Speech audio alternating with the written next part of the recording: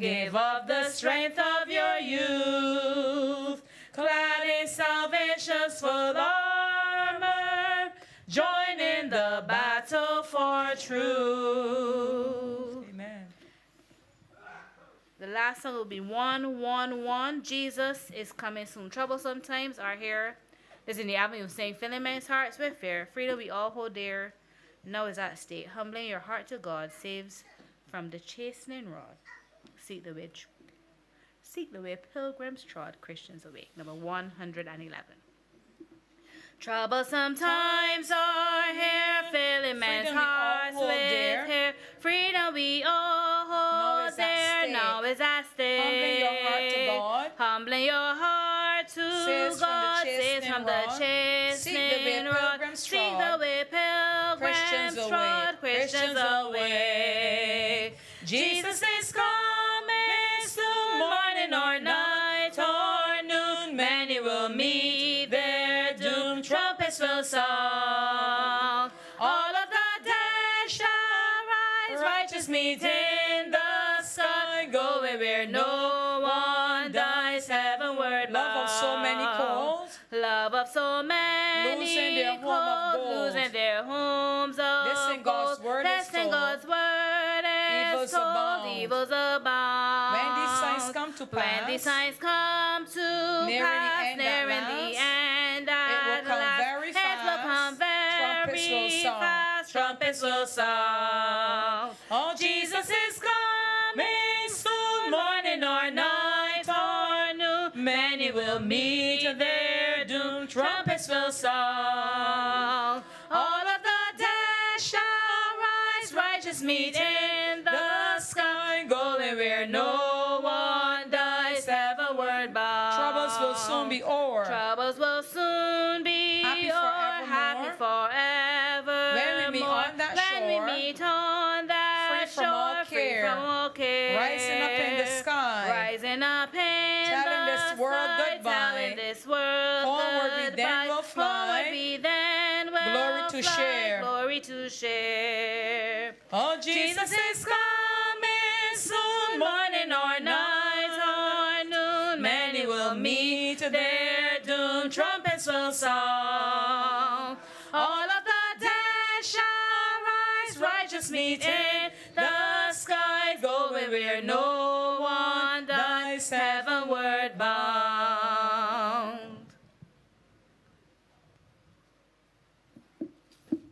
Good afternoon again.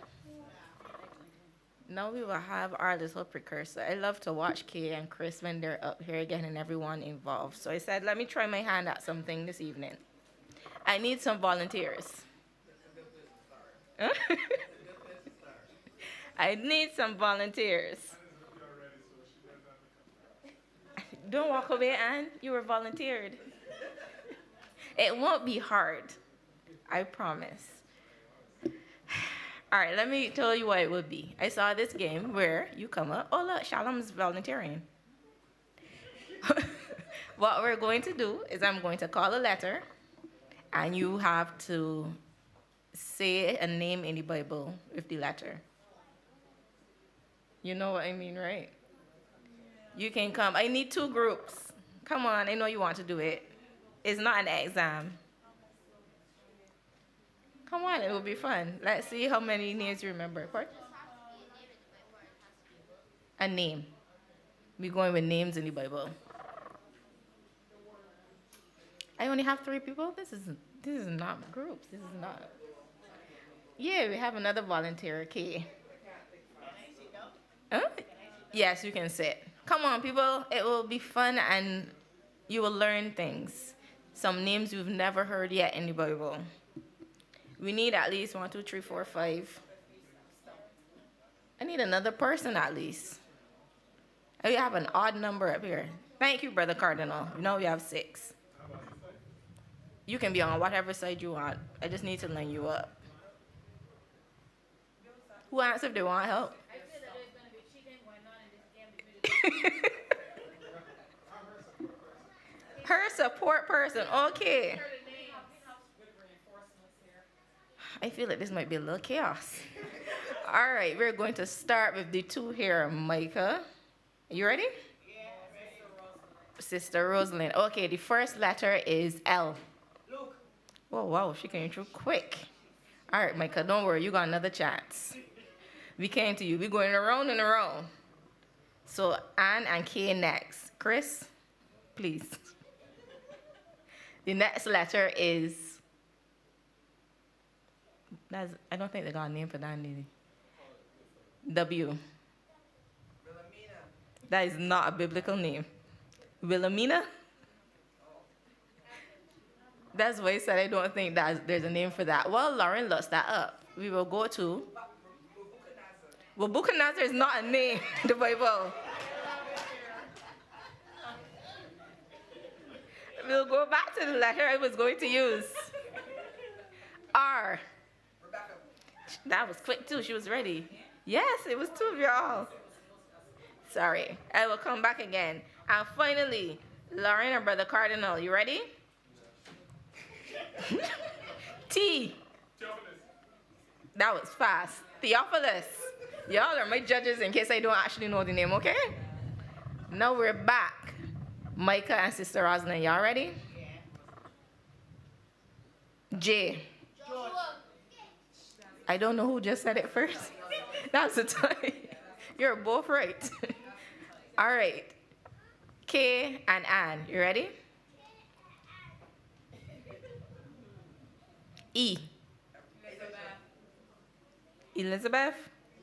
Okay, you lost this one. That's something I could tell you to Chris. Lauren and Brother Cardinal. D. Lauren, you ain't getting a chance, Lauren. All right, we're going 2 more rounds. Y'all are ready again? All right, the next one is. Are you looking at? Oh, you're helping me. I keep looking at these like S. Samson. She ready for troop, boy. It's okay. He know the words. It's just when you're on the spot. K and Ann. Y'all ready? Yes. O. Othello is not in the Bible. I feel like K throwing off Ann. I feel like K throwing off Ann with these names. I know for sure Othello ain't in the Bible. I said off meal. Yes, I heard you after off meal. Lauren, it's almost the end. You gotta get one of these. Brother Cardinal offering you. Okay. H. No, I said okay. I ain't called the letter yet. H. Okay. Lauren, you just pointing at this point? You have a train. Okay, y'all ready? The final round. What letters have y'all used? A. He is correct. He is correct. Go, Micah. No one lost. K and Ann, are y'all ready for the final round? Where did Sherman now come from? M. I think that was a tie. Okay. And finally, Lauren and Brother Cardinal. Lauren, please. N.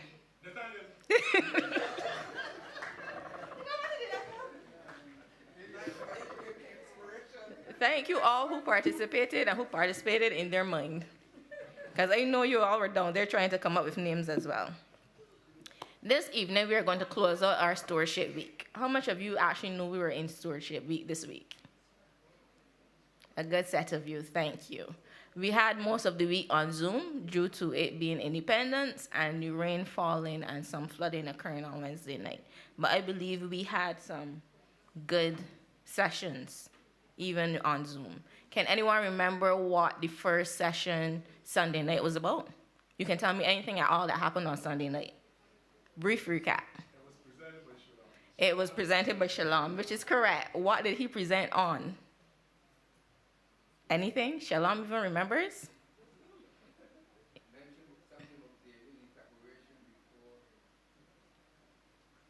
Preparation before? I didn't hear the last part. Before he took the... Okay. And that rings a bell for anybody? Nobody remembers. Yes, there was time. He was talking about sometimes it takes some time. We spoke about that. Even if you are anointed and called by God, sometimes it takes a little time. With David, it took about 15 years before he became king. But the Lord told him, you would be king. And he held on to that. On Wednesday night, does anyone remember what happened on Wednesday night?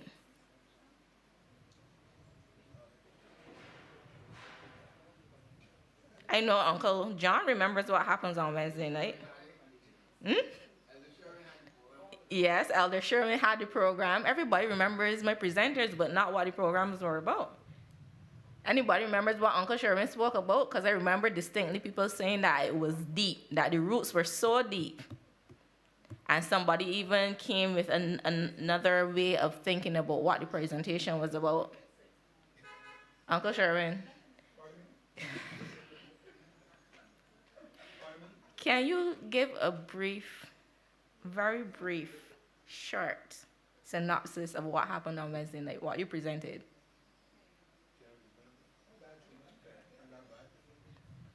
I basically looked at some aspects of David's life. Some key points came out. Mm-hmm. One of the points that came out was that That's true. Zoom can't hear you. You have to on the mic. Zoom could hear the others. That's true. Well, they may have been. May have been, so. Shalom, Akaden. Right, so we look at certain aspects of David's life coming from 1 Samuel. Now, David was an ordinary shepherd boy. He was not a warrior like his brothers and so on. And his father had asked him to take some food for his brothers. They were on the battlefield. So David went, and as David went to deliver this food, he recognized that there was this champion of the Philistine army that was taunting the God of heaven and intimidating the armies of God. Now, David was livid. David was angry because God was being defied. God was being disrespected, and David wasn't going to stand for it. So one of the points that came out is that David's job was not to fight in any battle. David's job certainly was not to confront any giant, to fight any giant. That was the job for the soldiers. The greater point that was being made is that if you see a void, get involved and try to fill that void. They had a problem, and the problem was the giant. And those who were charged with the responsibility of dealing with this giant, they were cowering, as it were, from their responsibilities. And David, not through arrogance or ostentation or anything like that, David just decided, you know what? God is being defiled, and I'm going to defend the honor of God and his people Israel. David went to Saul. He pled his case before Saul, and he said, I want to fight this giant. And so Saul willingly accepted, and Saul gave him his armor, his sword, and David told him that he's good. He's going to use his sling, he's going to use his stone, and he's going to conquer this enemy. Now, all of that time, those who were charged with the responsibility to fight the giant, they were talking about the might and the power, they were talking about the puissance of the enemy, rather than talking about the strength of their God. And so a greater point that was made again coming from that is that we need to stop telling ourselves how big the problem is and remind the problem as to how big our God is. And that is one of the things that David did. David told the giant, you come to me with shield and sword, and I come in the name of the Lord, the power and might of the Lord. Now, one of the notable things in my presentation, is it not too long? Yes, please. One of the notable things in my presentation was a point that Sister Beckles made. When David went to the battle, one of his brothers said, go home. You're too young for this. This is not for you. Now they were ready to dispose of the very one. Pardon me, I'm going to your presentation? Right. So yeah, so that's basically it. Thank you very much. Do we understand what the point of the stewardship was there? He mentioned at the beginning, yes? Somebody was saying something? I thought I heard an answer. Where you see,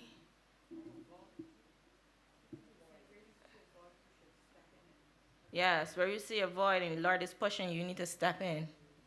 He might be calling you to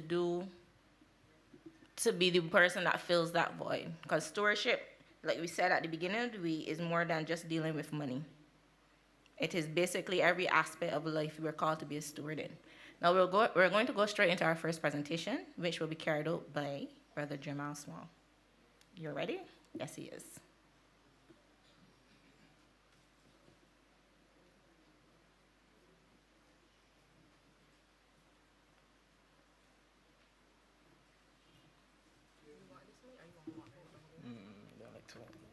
Good evening, everyone. All right, my short presentation, stewardship presentation, is basically speaking to God as the owner and our call as faithful stewards. God as the owner of all. Throughout the Bible, and especially in the Council of Stewardship and Councils on Health by Ellen G. White, we are consistently reminding that God is the true owner of everything. Our money, our possessions, our health and bodies, our time, our abilities and talents as well. We are not owners, but managers entrusted to use these gifts in ways that honor God. So the key idea is stewardship begins with recognizing God's full ownership and our accountability. For this discourse, we'll focus on 3 areas of stewardship: health, time, and money. The stewardship of the body or health. Stewardship includes caring for the body through healthy diet and appetite control, getting adequate rest and exercise, and avoiding harmful substances. In the text, 1 Corinthians 6:19-20, anybody can pull that for me, please? 1 Corinthians 6:19-20, and please read it.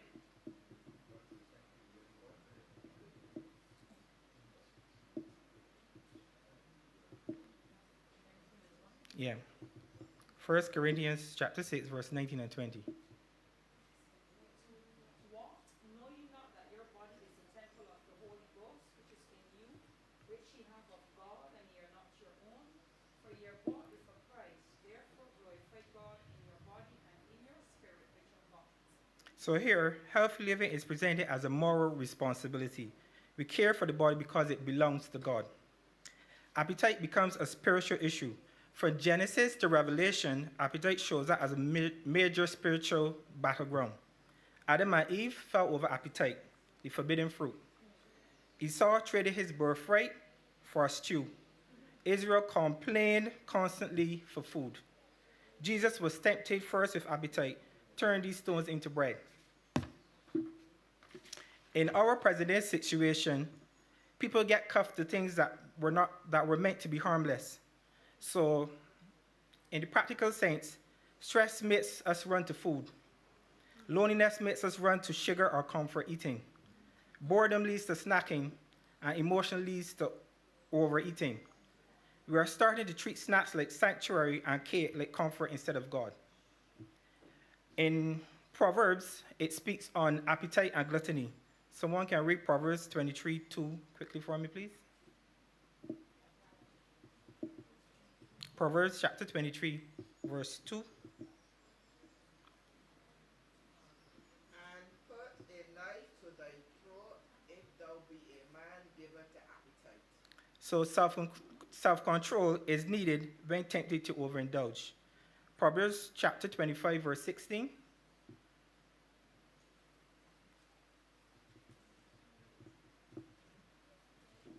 Proverbs chapter 25, verse 16. Hast thou found honey? Eat so much as is sufficient for thee, lest thou be filled therewith and vomit it. So in essence, even good things become harmful when taken in excess.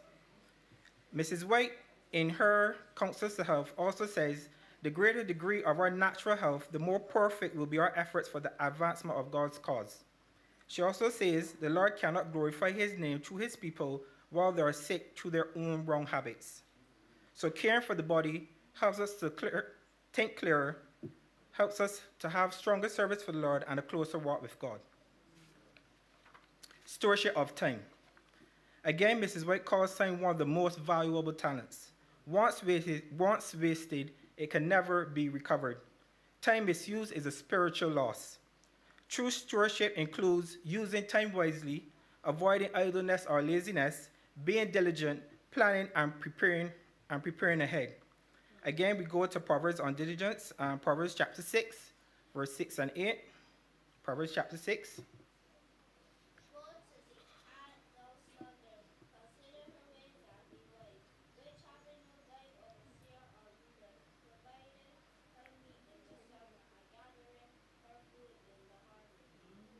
So the ant works without being supervised, prepares ahead, and remains consistent.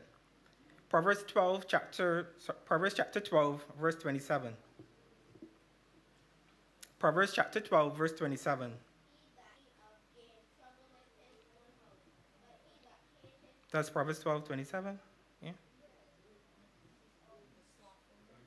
Right. The slothful man rosteth not that which he took in hunting. So basically, lazy people start to do things, but they never finish it well. Proverbs 26, 15. Proverbs chapter 26, 15.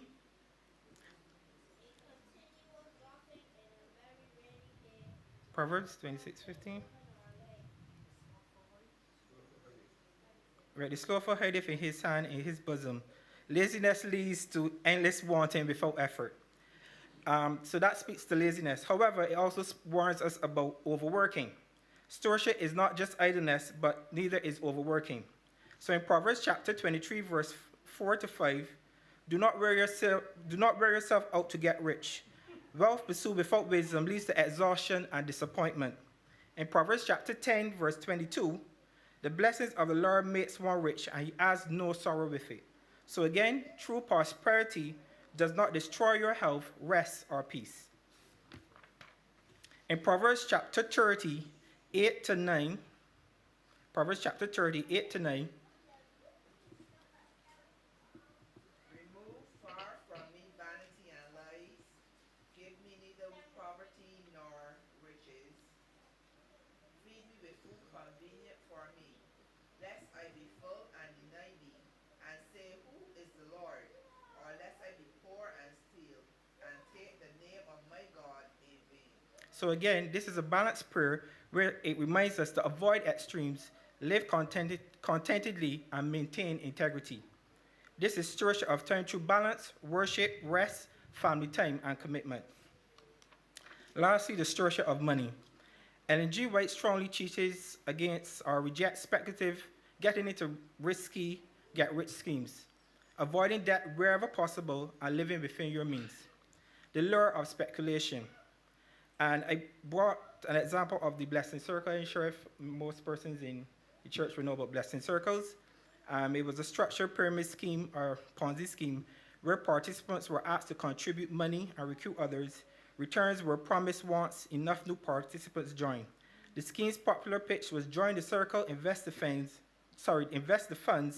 and donate to someone above you. Bring in new people and receive a blessing, often a large sum. Once recruitment stalled, fewer new people join, the circle collapses, many people end up losing their contributions, and only the early persons receive promised payouts. So, Energy White would have spoken a little bit about this, and as I said, he uses an example. The reason not to basically invest in things that you're not sure about is a path to loss and disappointment, is a distraction from honest labor, is driven by the desire to get rich quickly, leading to financial instability and a temptation to increase covetousness. In the book Testimonies, Volume 3, page 24, the desire to acquire wealth quickly leads men to depart from sound judgment and Christian principle. Also in Counsels on Stewardship, page 230, the Lord calls upon his people to turn from species of speculation. Let them engage in safe, steady labor, trusting in God. Principles on debt. Avoid debt whenever possible, she will speak of. Shun debt as you would shun disease. Not always practical, as we always don't have the monies to purchase a house, buy a vehicle for education purposes. Avoid debt is a sure means of discouragement. Also in Proverbs chapter 22, verse 7, it speaks to the borrower is a servant to the lender. We all know that text very well. If you do have debts, repay honestly. Honest debt should be paid at once, and promptness in paying debts is a Christian duty. Live simply and spend wisely. Restrict your wants. Economy is a part of true religion she speaks of. And there are few Bible verses on budgeting and living within one's means and planning for the future. Proverbs chapter 21, verse 5. Can someone read that for me, please?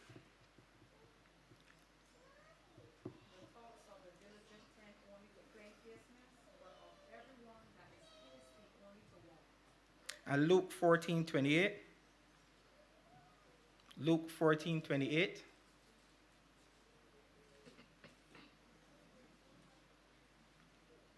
For which of you intending to build a tower, sitteth not down first and counteth the cost, whether he have sufficient to finish it?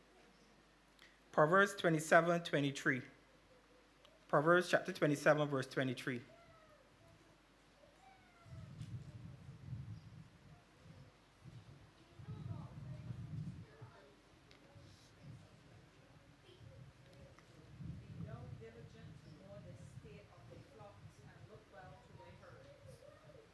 And 1 Timothy chapter 6, verse 6 to 10. 1 Timothy chapter 6, verses 6 to 10.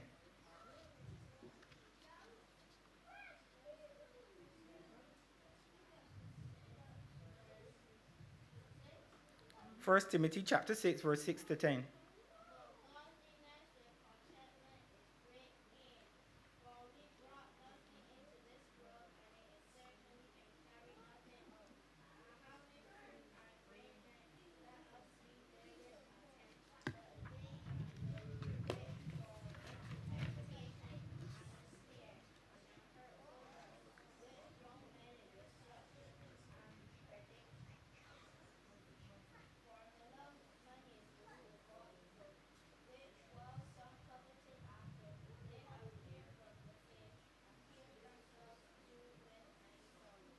All right. So the key points are the key things I want you to remember of my short presentation. Is a good steward is accountable, whereas a bad steward is irresponsible. A good steward has discernment, where an unfaithful steward is ignorant.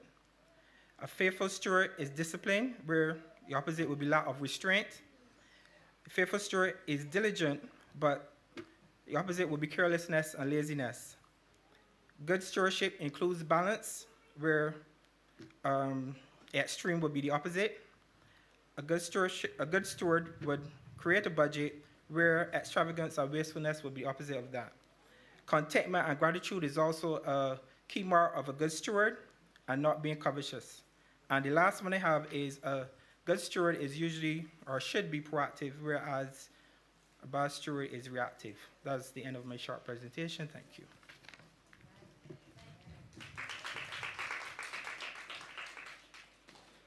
Thank you, Jamal. He was very thorough. He came prepared, and he made us look through the Bible. I don't know, last time I heard so many Bible texts, I was like, oh no, I need my physical Bible for this. Okay, one question before we move along quickly.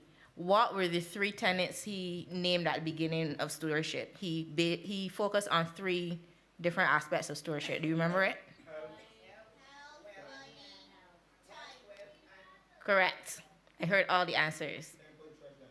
Temple, treasure, and time. Okay, I need everybody to stand up quickly.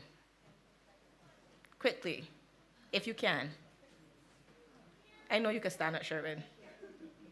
I know your knees ain't that bad yet. Good. Just stretch out your arms, hug yourself, and sit back down.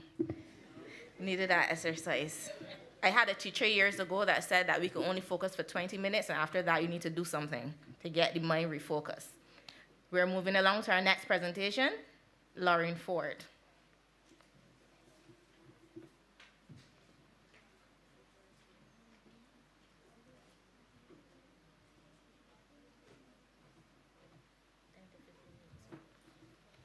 Good afternoon, everybody. I think y'all should have an idea of who I'm going to kind of talk about since I asked Uncle Sherwin to not get into my presentation. Who was Uncle Sherwin talking about? Thank you. So the title of my presentation is Don't Always Believe What Others Say About You. Now, this is a story that I've heard multiple times. There was an eagle. He was in chicken coop. She thought she was a chicken, but she wasn't really a chicken. She was an eagle. So sometimes when you surround yourself with people, you forget who you are. But let's start about David. Let's turn to 1 Samuel chapter 17, verse 28 in particular. Now they said, let me see. The story of David reminds us that breakthrough living begins when you stop letting others write your story. He did not always trust what others said about him, and we're going to explore at this time how we can stop letting others define us and let ourselves be defined by the person who has created us, who is God. So in 1 Samuel chapter 17, verse 28, is on the screen, so somebody can read it for me, please.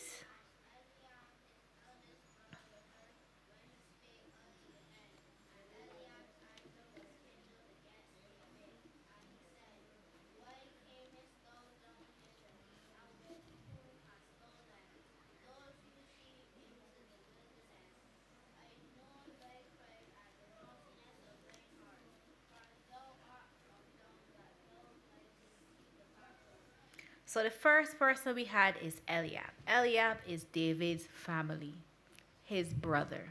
And we've just read the words that Eliab have said about David. He's angry at David. Why are you coming down to deal with Samson? Not Samson, Goliath. I was like, that ain't right.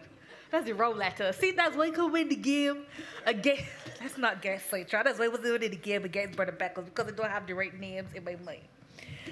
His brother, somebody who's in his family. We all think, family, they're going to lift you up. Sometimes you have to know, even if they're a family, if they're speaking things and they're negative things and they're things that are not going to uplift you and draw you closer to God, sometimes you have to shut your ears to the family.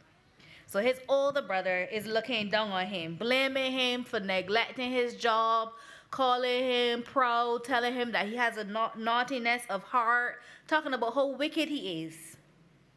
Nothing good at all his older brother had to say about him. And then the next person that we had was King Saul. And we all know when David went to King Saul, it was all a conversation about what size he is. He's too young. He gave him a suit. I think that's the last of them. A suit that couldn't fit, and all of this discussion. He expected that when he went to King Saul that he was going to get words of affirmation. He was going to get encouragement. He was going to hear, I believe that you can go up against Goliath and win. But what he got is, you are not able to go up against this Philistine. You are a young man. You don't have any experience. You are not a warrior. We have the warriors down there already. You're not capable. So he compared him to Goliath, who we all know is a giant, and decided that David could not win. He could not win. So the king himself is saying, you can't win. His family is saying, you can't win. He could have given up. He could have gone back doing what he was always doing, but David knew what he was capable of because he knew who he believed in. I know the third person that did not believe in Goliath, which is somebody that really shouldn't have believed in Goliath, and David. That's why I can't win again. Anyway, this third person that did not believe in David, who really shouldn't believe in David, is Goliath. Why would you want your your nemesis, your enemy, to believe that you could really beat them. If Goliath had believed in David, that would have been a problem. But Goliath also made fun of David. When he came down, he laughed at him. He took him as a little boy. He joked with him, at him, sorry. He did not believe that David was able to do what he had to do either. And in 1 Samuel, same chapter 17, verse 42, he said, and when the Philistine looked about and saw David, he disdained him, for he was but a youth and ruddy and of fair countenance. So how people look at us tells us how much they believe in our capacity. When they ignore us or pay a little attention to what we have to say, it tells us that we are not important to them. And when this happens, what should we do? Do we abandon the plan when this happens? For David, people's views of him were always secondary. He understood that his value did not decrease based on someone's inability to see his worth. So that's something that we need to remember. Just because somebody cannot see the value does not mean that you do not have value. We're looking at the wrong people. The only person we should be looking at is God. So now the next question is, these are things where these persons, how they were seeing David. But the question we have to ask ourselves, the whole person see us, how do we see ourselves? Now there's some mistakes that we do when we talk about ourselves, when we look at ourselves. I don't know if anybody can give me any ideas of some mistakes we can make when we are looking at ourselves, when we think about ourselves. Yes, please. Oh, yes.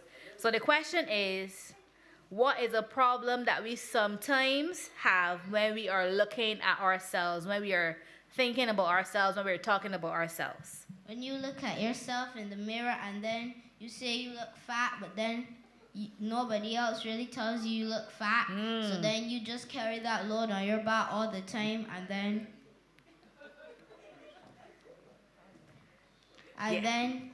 you just feel sad and overweight, and then try to starve yourself. And then when people look at you and see how you're acting so outcastish, they ask you why, and then you say because you're fat, and then people give you a weird look because nobody else sees you as fat. So sometimes you look at yourself in the mirror and you are saying negative things about yourself that nobody else is thinking about yourselves. Anybody else? Yes, and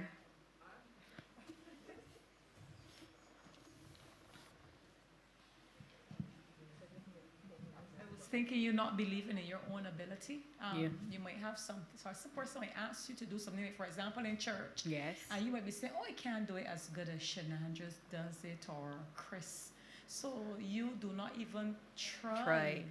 And to realize that you don't want to see, not that you're comparing yourself to them, but you have that ability. God give you that ability to do it the way how you yourself uniquely can do it. But Yes. you compare yourself to others and you do nothing at all. That's right. You compare yourself to others, and yes, Uncle Pedro, the names. That's because of Shenandra game. If it enjoyed that game, we would be ready. Yeah, that's a sign of age. Age. Yeah, soon you'll be hearing old age, but for now it's age. So no, it's age. Okay. Yeah, one of the other issues that we have is limiting ourselves by our circumstances. So we say, well, I grew up in this particular neighborhood, or I went to this particular school, or, my parents ain't got no money, or never had money, and so I can't achieve whatever that may be. Yeah. And so we kind of lock ourselves into a rut, or into, a space where we don't achieve, and then we actually create a self-fulfilling prophecy. Yes. Yeah. So we touched. Anybody else had? Oh yes, Brother Beckles.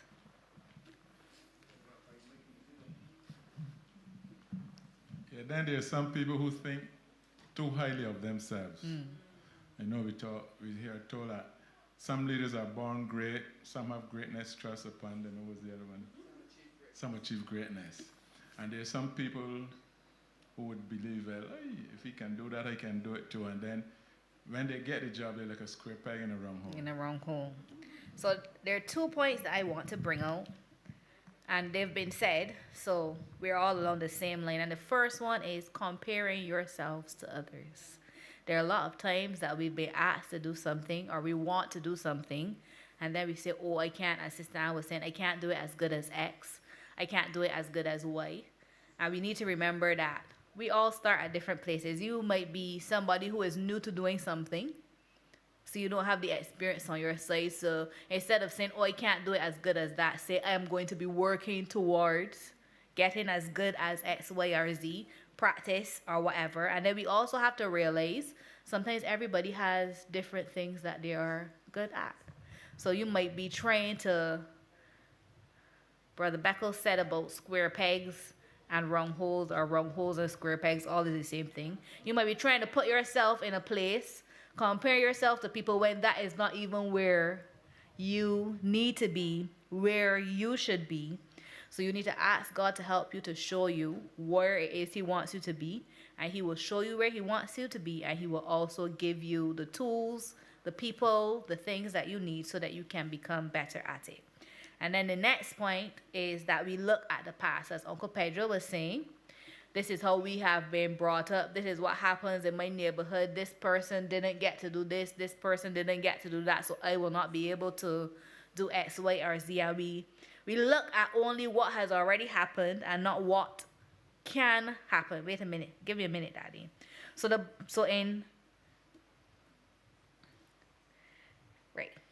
So when they see, as Brother Pedro was saying, when they see all these things happen, then they don't do what they can do, and then they fulfill the prophecy that they've already put on themselves, which is that they will not do anything.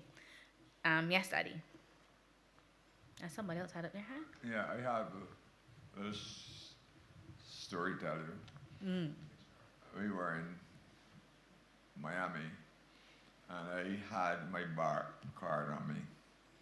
I told Shirley I'm going to go and see if they give me bar downstairs when I had to pay the bill. And the woman asked me, what is BARP? I told her, bar. And she didn't know what B was for. See? She says the AARP. Yeah, I said, yes, it's the AARP. She said, all right, I will give you a discount then. So sometimes we don't get because we ask. We don't ask as well. Yes, Kay? Kay, you had a point? Yeah, I wanted when somebody was speaking here, I remember who now. But Pedro. But only for Independence Day, as you would know, we newly installed, I'm not sure that's the right word, a new president. Anybody knows who's the president of Barbados? Jeffrey Boston. Do you know where he's from? New Orleans. Not New Orleans, close enough. Chapman Lane. So he spent a good part of the independence program speaking about how he came from small beginnings, and nobody could have seen that he would be now the president of Barbados. So when Pedro was speaking, he came forcibly to mind. And then when Anne was speaking, sometimes it is not for us to compare ourselves to do things like somebody else. Because sometimes you can bring a whole new perspective, a whole new something that persons didn't even think about, and you can add to that. But sometimes we limit ourselves trying to perpetuate what others have done before. Agreed. Anybody else have any points before we move on? No? And then another thing also is that sometimes people are afraid to make mistakes. So we want to be perfect on the first try. We don't want to make mistakes. We don't want to see people. We don't want people to see us making mistakes, and then we do not achieve what we can achieve. And in Isaiah chapter 40, verse 30, we're going to, when it comes up on the screen, if it comes up, or if you find it in the Bible, if somebody could read 30 for me, and then stay there because we're going to read 31 after, but 30 first. Isaiah chapter 40, verse 30.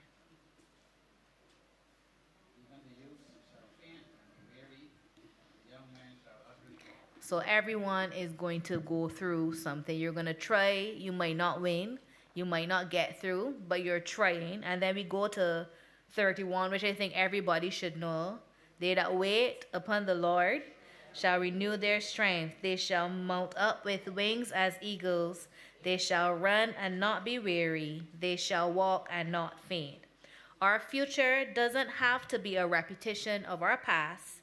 No one must stay stuck. We can change, and that is possible with God. So let's not limit ourselves. David, the giant slayer, did not allow human opinions to stop him. He trusted God's calling, his power, and his care, and he stepped forward in faith. He defeated Goliath.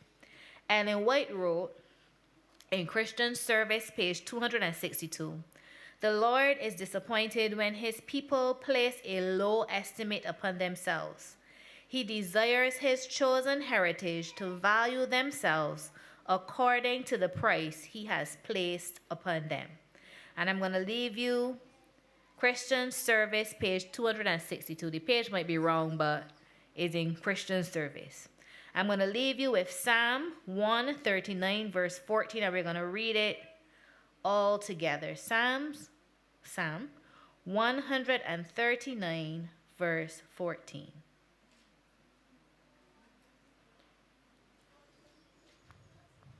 Psalm 139, verse 14, and we're going to read it all together. "I will praise thee, for I am fearfully and wonderfully made. Marvelous are thy works, and that my soul knoweth right well." Thank you.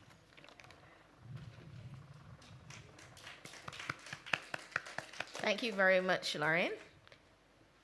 Please stand to your feet once again. Yes, I'm getting the blood pumping. Sherman right now will not let this blood get pumping at all. All right, I need everybody to step to their left. There we go. And step to your right. Step forward. Step backward. Go left, right. There we go. Now we can sit down. Our second last presenter for the evening is Pedro Hutchinson. I can't remember the name now.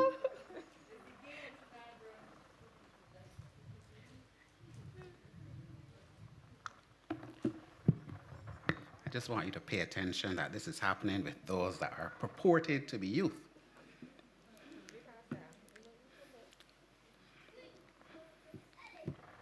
All right.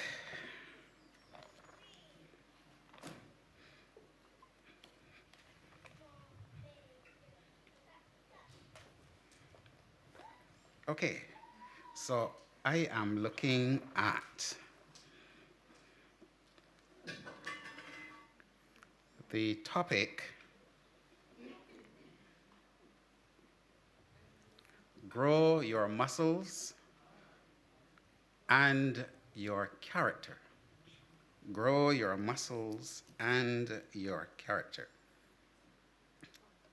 Let's pray. Father in heaven, guide our thoughts and our understanding. In Jesus' name, amen. Okay, so I'm supposed to condense this into 10 minutes, I'm told. All right, now the study starts with a situation, a scenario. And we have a high school coach who has a team, a 4x400 relay team. But on the day, at the time of the race, one of the runners is missing. So a 4x400 relay, but he only has 3 runners. What does he do? Well, he looks around at the other athletes to see who he could bring in for that final leg or that fourth leg. Well, then as I said the fourth leg, but to fill the fourth place. So nobody else was coming forward. And finally, one young lady stepped forward and said she would do it. So the race starts, and it comes to her leg, and she receives the baton, and she goes. And for the first few meters, she is pelting. And then she's not pelting anymore.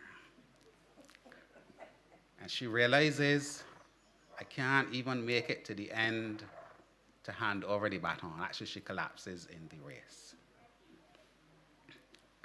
Now, what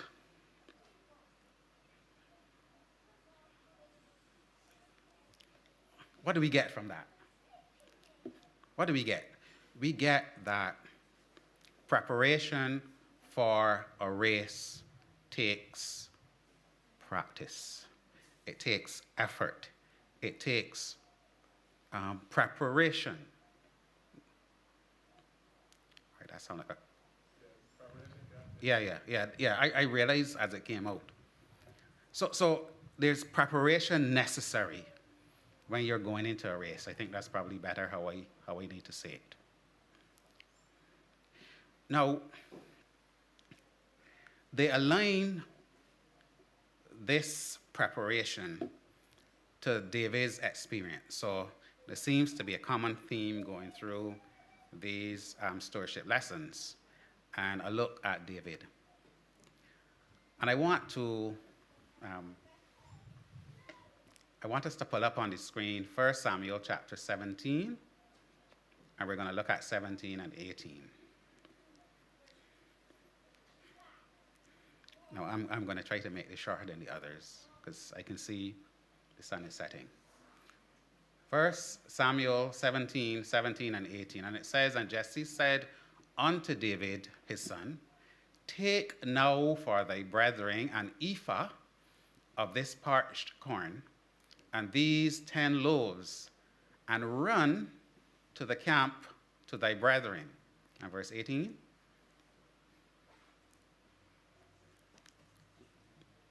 And carry these 10 cheeses unto the captain of their 1,000, and look how thy brethren fare, and take their pledge.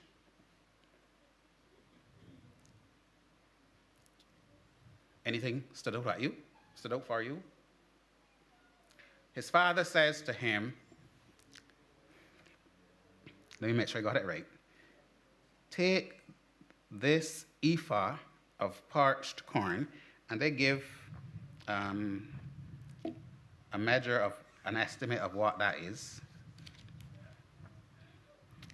But I'm not going to go through that right now. Take this ephah. So you have an ephah of corn, you have 10 loaves, and 10 cheeses. And his father tells him to run to his brethren. Now, when they worked it out, it came to 30 or 40 pounds, or 13 or 18 kilograms. I don't know, for people like Chris, who are the master guys and so forth, if you've ever run with a backpack with 40 pounds on it. Walk. Okay. So they said the distance that he had to travel was, how much was it again?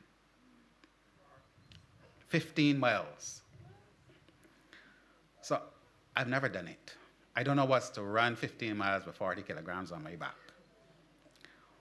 But we get from the story, or we're able to infer from the Bible, that David achieved that.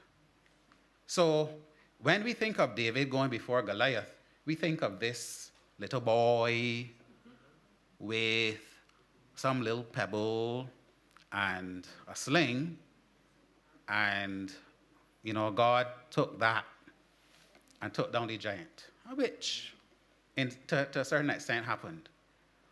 But what David had been doing in looking after his sheep, and the lesson brings us out fairly clearly.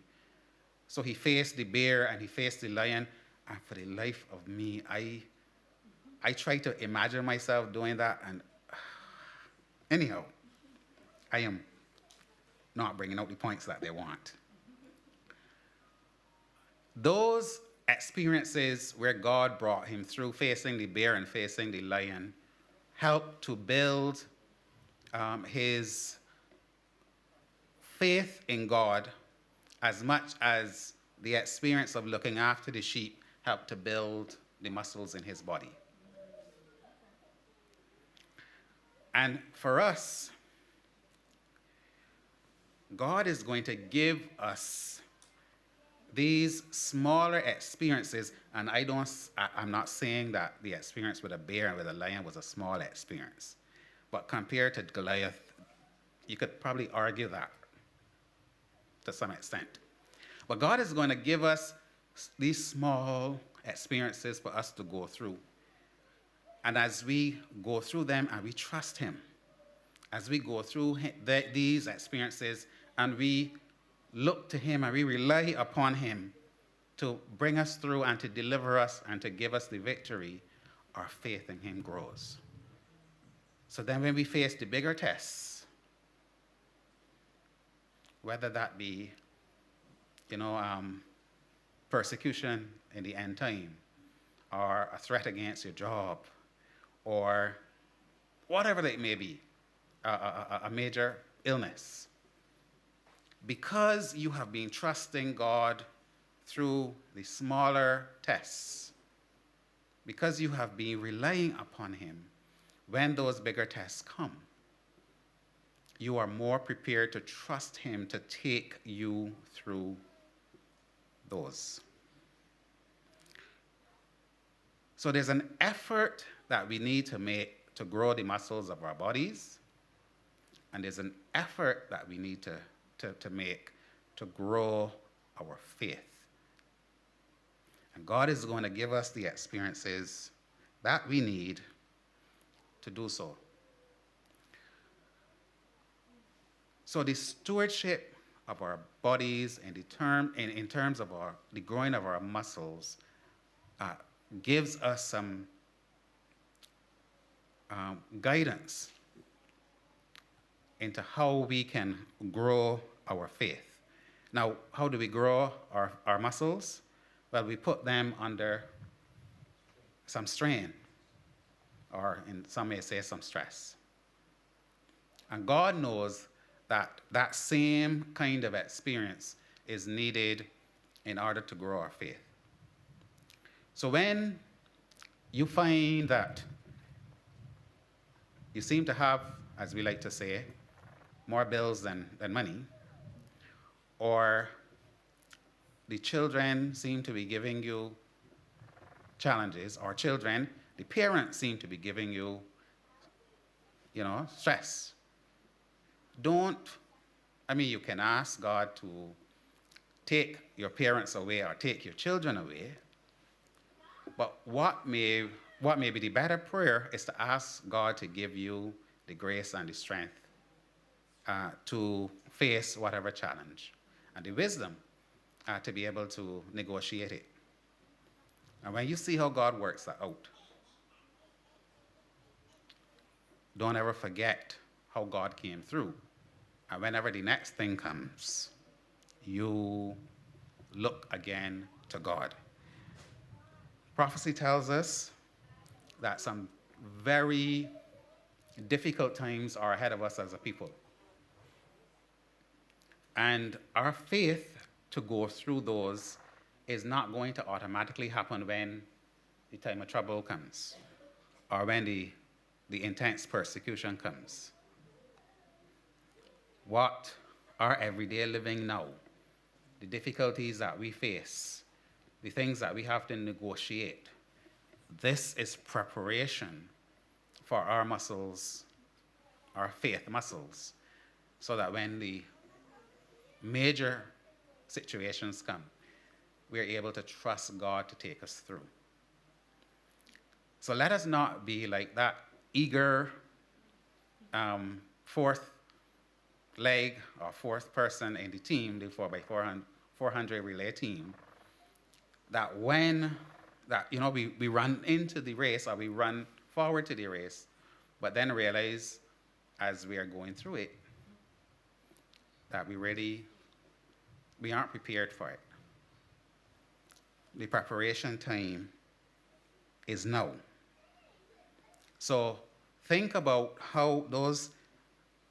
what daily choices you are making in relation to these smaller tests that you're having, and consider how you can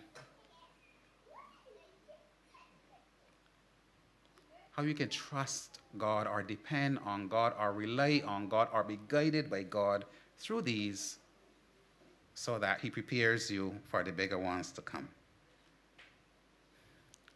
Think of one healthy habit that you could start or improve during this week, the week to come. And think of ways that you can be growing your faith now, and growing your faith muscles daily, so that when those significant challenges come, and they may come in different forms, for different persons, different things, you are able, by the grace of God, to go through them. God gives us a promise in Isaiah 43 and verse 19, and it says, "See, I am doing a new thing. Now it springs up. Do you not perceive it? I am making a way in the wilderness and streams in the wasteland." God is going to do some magnificent things with us and through us if we allow him. So I hope we can make the commitment that by God's grace we choose to establish a particular new healthy habit, or we choose to trust God through these smaller challenges we're facing now, so that we are adequately prepared when those really testing times confront us. God bless you.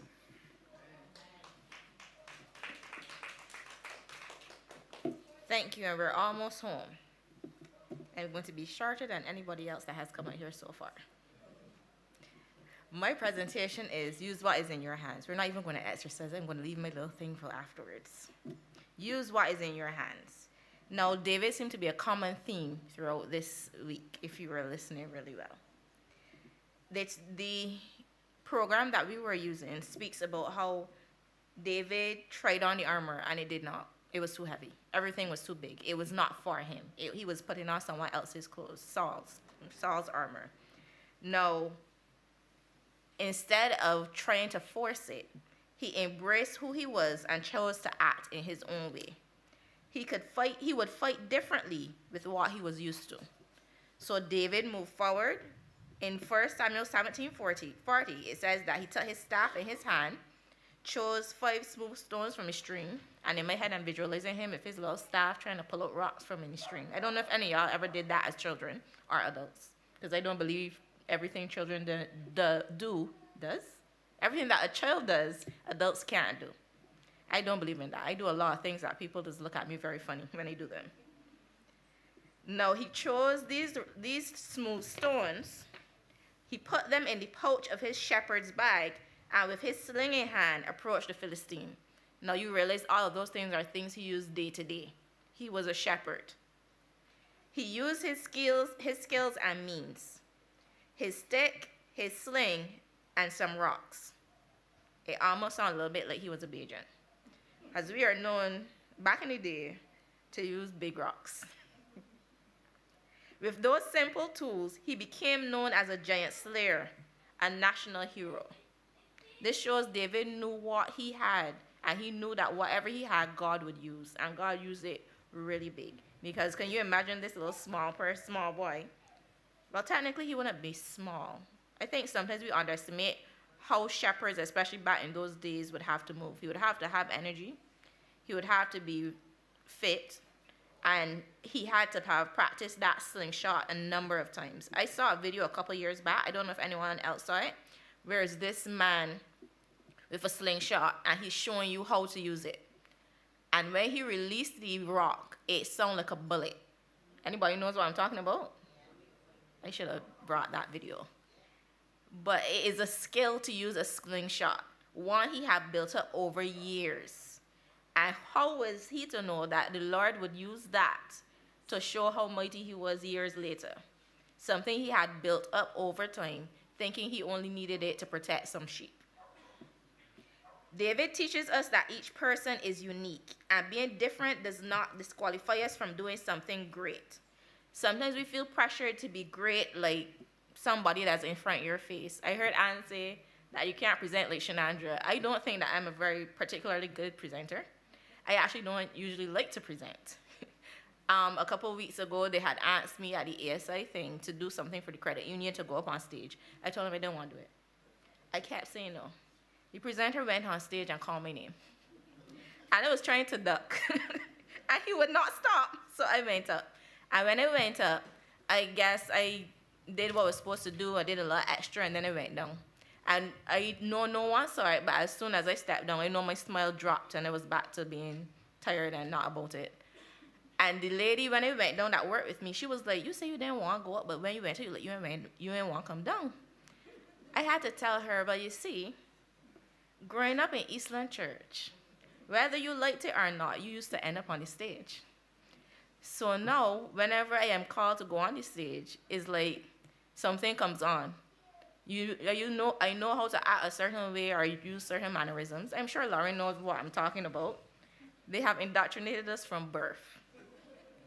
So we know how to act in certain instances. So saying that means it's not something that usually comes naturally to me. And it's not something that someone should. I would tell people don't have to envy in me. It came from practice. And it's something that you can learn, something you can build up. You might not be good at this, but you might be good at something even, you can be good at something else like food or being nice to people, which is a skill. Being a people person is a skill. It could be something else like numbers, accounting. It could be farming. Like, I am envious with people that are really good at gardens because I try and I don't feel like I'm not that good at it at all. But moving on. So what's in your hand, and how would you discover what is in your hand or what you are good at and what you can use? There are 4 ways to discover your gifts and talents. Number 1, which you should be doing in all areas, pray to God. He has a way of showing you exactly what you are good at, even if you don't realize it. Talk with someone you trust, someone that knows you, that may interact with you and know something that you are good at, that you are overlooking. Try different things, like Lauren, I believe, said it. Try all sorts of different things. You never know what you're good at until you try. And even then, you still have to practice. A lot of things people think you are great at, the person has practiced a lot in. Like a lot of singers, some of them wake up and like, oh yes, I can sing, I'm great. But the majority of them, and even if they are great, go to practice. Lots and lots of practice to get at the level that they're at. And finally, you can do a spiritual gift test. There is one online, spiritual/gift.org, where you can go and answer some questions and see what your spiritual gift might be. Now, all of these readings I'm going to put in the church chat, so if you want to, you can go and look up the magazine, press the little link, and try and see what your spiritual gift might be. Now, how to use what's in your hand. One of the special gifts we receive is money. Ellen White says, God has placed in the hands of his servants the means wherewith to carry forward his work in home and foreign missions. So how can we use our financial resources to make the biggest impact on God's mission and enjoy the abundant life he desires for us? Now, these 5 ideas can be used for money, but I like to think of them as being used in other areas. So if anything else comes to mind, use that. 1, plan ahead or set aside a sum of money or time or anything like that. Don't wait until the last minute until you're in church fumbling through your pockets. Plan during the week, during the month for what you're going to give. Or if you know what your income is going to be, plan on what you're going to give based on that. Give regularly. Now, if you work weekly, you can put aside some money weekly. If you work monthly, you can put aside some money monthly. Or it doesn't even, like I said, have to be money. Give of your time regularly. Give of your love and affection, which is something everyone needs. My mother does this thing at her school where she always tells the children that she loves them. When I was younger, I was like, why this woman keep giving me my love? But as I got older, I realized a lot of people do not have that, and a lot of people really, really need love. We were created as beings who need love, and having that affection from anyone is what could get us in trouble or what can lift us higher. So give of your love. Everyone can give. You have something to give. If you think you don't have something to give, that's not true. You have something to give. Money, time, affection, a listening ear. Give in proportion to what you have. So when it comes to income, you can't be making $200 a month and you want to give $150 and you have bills to pay. That's not going to go well for you. There was actually a lady I dealt with a couple years ago that she was not working for a period of time, and she came and told me that when she did get a job, she was tithing based on the time that she was not working. I asked her, why would God ask you to do that? You were not working, you did not have money. How can you tithe on what you did not have? Tithe is what is of 10% of your income. You can't tithe on what you don't have. In the same way, if you have absolutely no energy, you can't really give energy or listen or be more pleasant to be around when you're tired. So take care of yourself. Think globally. You don't only have to think about in Barbados. You can give to the World Church. You can give to a international organization. Now, when God called Moses to help rescue his people, Moses was scared. And we know Moses had a stutter and didn't want to do what he was told to do by God. And what did God do to him? Or do for him? Correct. God said, you ain't getting no to this. Your brother can speak. I gave you a sibling. And he moved with the sibling. Furthermore, he asked Moses, what is that in your hand? And Moses had a staff. And you know all the miracles that were performed with that staff. If God could use a stick, he can definitely use what he has placed in your hands. Now, Jesus is coming soon, and to those who have used their gifts, talents, and money wisely, he will say, well done, good and faithful servant. You have been faithful with a few things. I will put you in charge of many things. Come and share your master's happiness. Matthew 25:23. Use wisely what is in your hands. And that is the end of my presentation.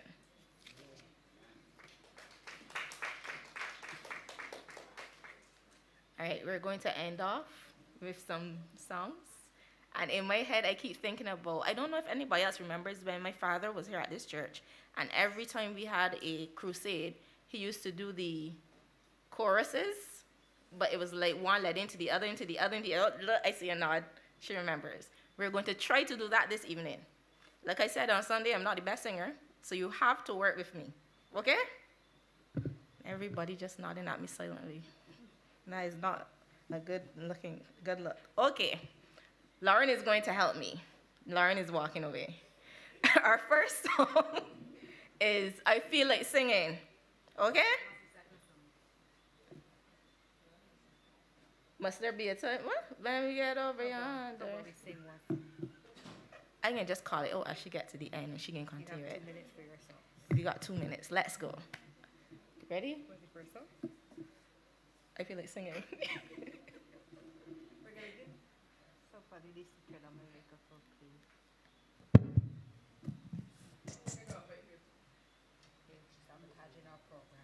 Okay.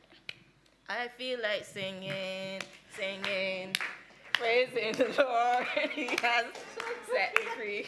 He's done so much for me. I feel like singing, singing, praising the Lord. He has done so much for me. I feel like clapping, clapping, praising the Lord. He has done so much for me. I feel like clapping, clapping, praising the Lord. He has done so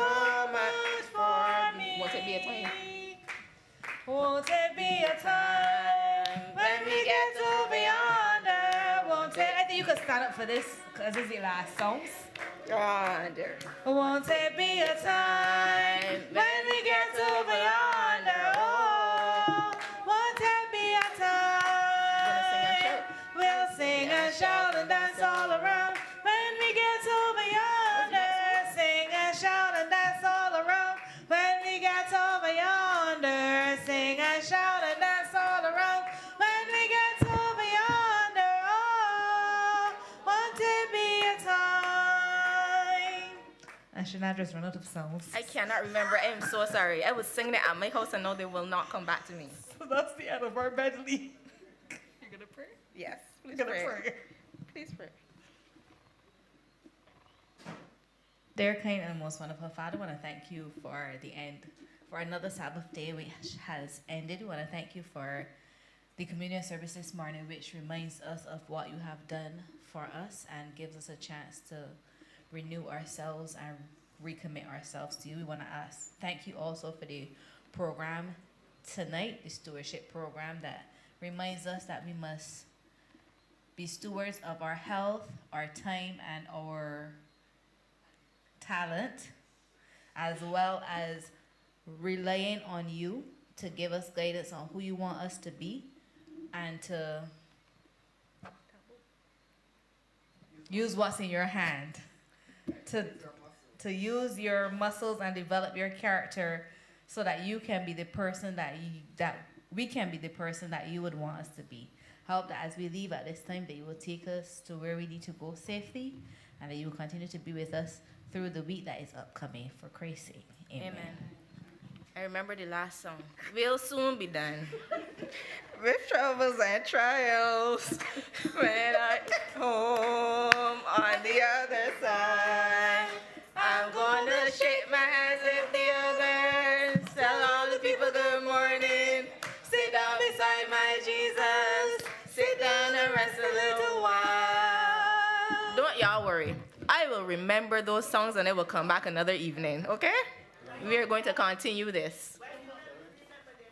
Write them down. I will write them down. Thank you, and thank you for coming here this evening. I hope you learned something. Have a good night. Right, just remember, next Sabbath we are going to have our Pathfinder Congressary. So those of you who want to be a part of it, we'll still have church here, right, Elder Sherman? Right, there'll still be church here, but the Pathfinders will be at Woodbury for the Pathfinder Congressary, so you'll feel free to be part of that. Remember, next Sabbath afternoon, we're going to be out in the fields too as well.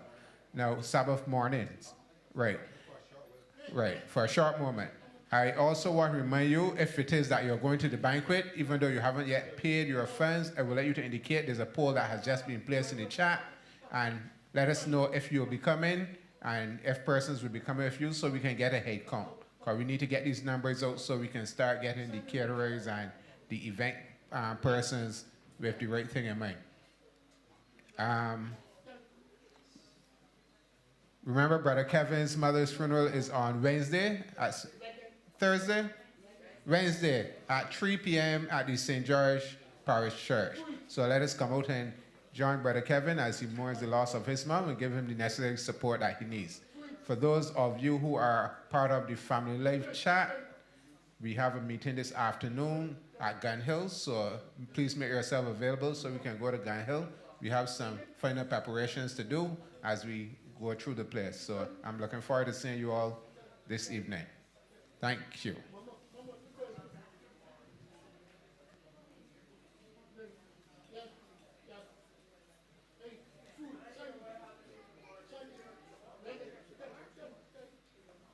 Yes, there's church tomorrow afternoon, regular time, 6:30 p.m.